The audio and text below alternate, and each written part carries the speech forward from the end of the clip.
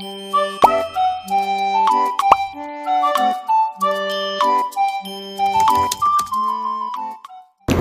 Students, welcome to Sarvagyan academy. आज से हम स्टार्ट कर रहे हैं हमारे साइंस के क्लास 10th का पूरा सिलेबस, जिसमें हम आपके सारे चैप्टर्स को कवर करते जाएंगे, एक एक करके चैप्टर्स एक्सप्लेन करेंगे एंड नोट्स प्रोवाइड करेंगे। तो आज हम देख लेते हैं साइंस के चैप्टर 1 को, इसका एक्सप्लेनेशन देखते हैं। ये वीडियो आपकी पार्ट्स एंड पार्ट्स में आपको मिलेगी, तो आप इस चैनल को सब्सक्राइब कर लीजिए। वीडियो अच्छी लगे तो लाइक कीजिएगा एंड फ्रेंड्स के साथ शेयर कीजिए। तो देखिए, फर्स्ट चैप्टर का हमारा नेम है केमिकल रिएक्शंस एंड इक्वेशंस। इसमें हम केमिकल रिएक्शंस के बारे में पढ़ेंगे और उनकी इक्वेशंस के बारे में पढ़ेंगे। तो पहला टॉपिक है हमारा physical change and chemical change. तो फिजिकल चेंज क्या होता है? तो in this change the identity of the substance remains same, for example melting, boiling etcetera. इसमें ऐसा चेंज होता है जिसमें सब्सटेंस की आइडेंटिटी सेम रहती है। जैसे कि हमने वाटर को मेल्ट किया, आइस फॉर्म में था, आइस से हमने उसको मेल्ट करके वाटर फॉर्म में ले लिया, तो यहाँ पे हम वापस उस वाटर को आइस में चेंज कर सकते हैं, उसकी आइडेंटिटी पे कोई भी असर नहीं पड़ा। ऐसे ही बॉइलिंग, अगर हम बॉइलिंग करते हैं वाटर को तो वो वेपर्स में बन के वापस वाटर के फॉर्म में बन सकता है। सो ऐसे चेंजेस को बोला जाता है फिजिकल चेंजेस। नेक्स्ट हमारा केमिकल चेंजेस है। The identity of the substance change, reactants are converted into substance due to formation और ब्रेकडाउन ऑफ ओल्डर बॉन्ड्स। इसमें क्या होता है, पुराने बॉन्ड्स जो भी हमारा सब्सटेंस है, जो पहले के बॉन्ड्स बना के है, उसका ब्रेकडाउन होता है और न्यू सब्सटेंस बनता है। इसे कहा जाता है केमिकल चेंज। इसमें आपका सब्सटेंस जैसे पहले था, चेंज होने के बाद वापस वैसा नहीं बन सकता। अब हम यहाँ पे देखते हैं केमिकल रिएक्शंस के बारे में। जब भी केमिकल चेंज होता है तो यहाँ पे एक केमिकल रिएक्शन होती है। वो क्या होती है? तो chemical reaction is the process by which two or more substance react with each other to form new substance with different properties। Chemical reaction एक ऐसी प्रोसेस होती है जिसमें दो या दो से ज़्यादा सब्सटेंस एक दूसरे के साथ रिएक्ट करते हैं और एक नया सब्सटेंस बनाते हैं। जो नया सब्सटेंस बनेगा उसकी कुछ अलग डिफरेंट प्रॉपर्टीज होंगी, उसे बोला जाता है केमिकल रिएक्शन।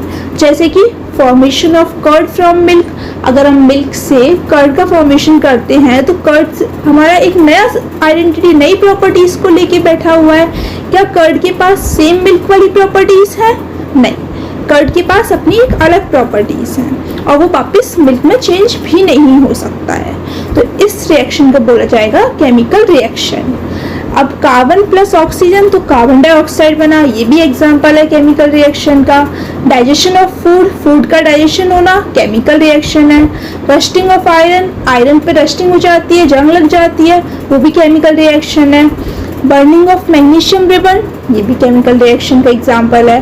तो इस सब में हमने देखा कि जो हमारा चेंज हो गया है वो वापस अपनी रियल पोजीशन में नहीं आ सकता, और जो चेंज होके नया सब्सटेंस बना है उसके पास भी कुछ अलग ही प्रॉपर्टीज हैं। अब हम नेक्स्ट टॉपिक पे आते हैं जिसका नाम है रिएक्टेंट्स। रिएक्टेंट्स क्या होते हैं? तो the substance which take part in chemical reaction is called reactants.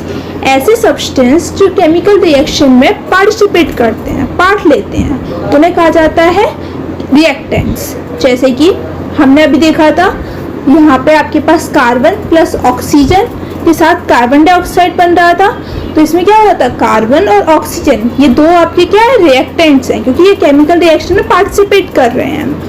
और प्रोडक्ट क्या होता है? तो the substance which are formed in the chemical reaction. Chemical reaction में जो सब्सटेंस बन के तैयार होता है वो आपका प्रोडक्ट कहलाता है। अब यहाँ पे देखो एग्जाम्पल भी लिखा हुआ है, Zn प्लस H2SO4। तो Zn और H2SO4 क्या है, आपके रिएक्टेंट्स हैं, क्योंकि ये दोनों केमिकल रिएक्शन में पार्टिसिपेट कर रहे हैं। देन ZnSO4 प्लस H2 ये बन के तैयार हो रहा है, तो इससे बोला जाएगा product. These are the following changes to determine that the chemical reaction has take places। अब आपको कैसे पता चलेगा कि केमिकल रिएक्शन हो रही है? तो उसके लिए कुछ चेंजेस आ जाते हैं तो उससे पता चलता है कि केमिकल रिएक्शन हुई या नहीं हुई। जैसे कि चेंज इन स्टेट, या तो फिर उसका स्टेट चेंज हो जाएगा। स्टेट का मतलब होता है लिक्विड से गैसियस फॉर्म में हो गया, गैस से सॉलिड में हो गया, या गैस से लिक्विड में हो गया, तो स्टेट चेंज हो रहा है। इससे भी पता चलता है कि केमिकल रिएक्शन हो रहा है। चेंज इन कलर, यहाँ पे हमने रिएक्शन की और उस पूरे रिएक्शन में कलर चेंज हुआ। जस्ट लाइक हमने रिएक्टेंट्स डाले, वो थे रेड कलर के और प्रोडक्ट बन के तैयार हुआ ग्रीन कलर का, तो यहाँ पे क्या हुआ, कलर चेंज हुआ रिएक्शन के दौरान, तो इसे बोला जाता है change in colour. Evolution of gases, अब हमने रिएक्शन की और उसमें गैसेस निकल रही हैं, गैस निकल रही है कोई रिएक्शन में, तो उसमें क्या हो रहा है, इवोल्यूशन ऑफ गैसेस हो रहा है, गैसेस का इवोल्यूशन हो रहा है, तब भी पता चलता है केमिकल रिएक्शन हो रहा है। चेंज इन टेम्परेचर, नेक्स्ट है चेंज इन टेम्परेचर, या तो फिर हमने रिएक्शन किया और टेम्परेचर चेंज हो रहा है, या तो फिर बहुत ज़्यादा गर्म हो गया या बहुत ज़्यादा ठंडा हो गया, तो यहाँ पे टेम्परेचर में चेंजेस आ रहे हैं, तब भी ये केमिकल रिएक्शन का बताता है कि केमिकल रिएक्शन हो रही है। अब हम यहाँ पे देखेंगे जैसे कि चेंज इन स्टेट, तो ये इसका एक एग्जांपल देख लेते हैं कि किसमें स्टेट चेंज होता है। Just like ammonia gas react with hydrogen chloride gas to produce solid ammonium chloride. Ammonium gas को हमने रिएक्शन करवाया हाइड्रोजन क्लोराइड गैस के साथ, तो हमारा प्रोड्यूस क्या हुआ, सॉलिड अमोनियम क्लोराइड। हमें सॉलिड फॉर्म में अमोनियम क्लोराइड मिला। हमने यहाँ पे जो अपने रिएक्टेंट्स डाले थे वो गैसियस फॉर्म में डाले हैं और प्रोडक्ट हमको मिलके तैयार हुआ है सॉलिड फॉर्म में, तो यहाँ पे चेंज इन स्टेट हुआ, स्टेट का चेंज हुआ, तो इसे बोला जाता है change in state. Change in colour, just like iron rusting which has colour changing from silver to reddish brown. जब आयरन पे रस्टिंग लगती है तो आयरन का कलर कैसा, सिल्वर से रेडिश ब्राउन कलर में चेंज हो जाता है, मतलब यहाँ पे केमिकल रिएक्शन हो रहा है, कलर में चेंजेस आ रहा है।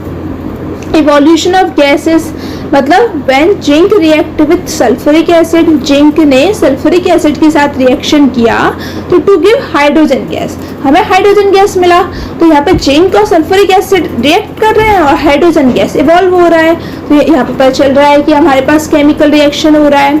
नेक्स्ट था हमारा चेंज इन टेम्परेचर, तो when quick lime react with water, quick lime का मतलब होता है चूना, क्विक लाइम में जब रिएक्ट किया वाटर के साथ तो स्लेट लाइम इज फॉर्म्ड। जब हम चूने में वाटर मिक्स करते हैं जो सॉल्यूशन मिलता है उसे हम बोलते हैं स्लेट लाइम। तो स्लेट लाइम जो बना उसमें क्या होता है, बहुत ज़्यादा हीट प्रोड्यूस होती है, मतलब हमारा जो मिक्सचर है ना वो पूरा का पूरा गर्म हो जाता है, तो इससे पता चलता है कि हमारा टेम्परेचर चेंज हो रहा है। ठंडा हमने पानी रखा था, उसमें सॉलिड चूना डाला, तो इसमें क्या हुआ, पूरा का पूरा गर्म हो जाता है, हीट प्रोड्यूस होती है, तो इससे पता चला कि टेम्परेचर निकल रहा है, टेम्परेचर चेंज हो रहा है उस पूरे मिक्सचर का, तो इससे भी पता चलता है कि यहाँ पे केमिकल रिएक्शन हुई। अब इनमें से कोई भी एक चीज होती है ना, तब भी हम कह सकते हैं कि हाँ यहाँ पे केमिकल रिएक्शन हो रही है। अब आगे का हम पढ़ेंगे नेक्स्ट पार्ट में। आप हमारे चैनल को सब्सक्राइब कर लीजिए जिससे कि आपको नेक्स्ट पार्ट का भी नोटिफिकेशन मिल जाए, एंड डेली बेसिस पे आपके पास वीडियोस आएंगी, आप जरूर आके चेक कीजिएगा, अपने फ्रेंड्स के साथ शेयर कर दीजिए वीडियो जिससे कि वो लोग भी पढ़ पाए, और लाइक कीजिए अच्छी लगी हो तो। Thank you.